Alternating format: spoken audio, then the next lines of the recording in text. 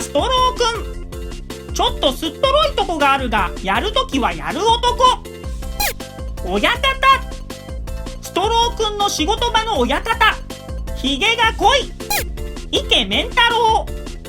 顔と力には自信がある。お金と賢さがない。真面目。とにかく真面目。マジで真面目。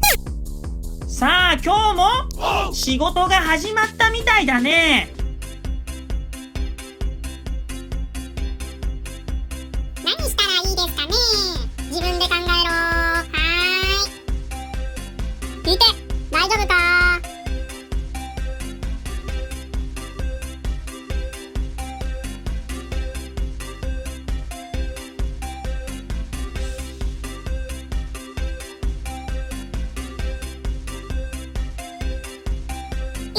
大丈夫か。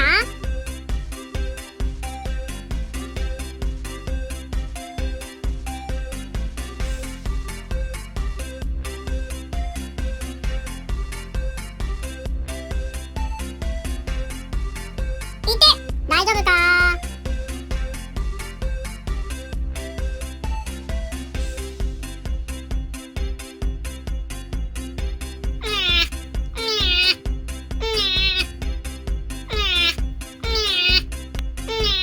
大丈夫か。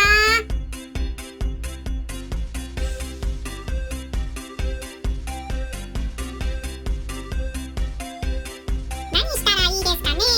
自分で考えろ。はーい。いて大丈夫か。いて大丈夫か。助けてくれ。大丈夫か。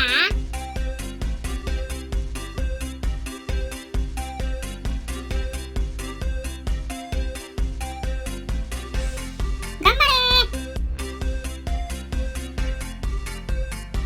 完成。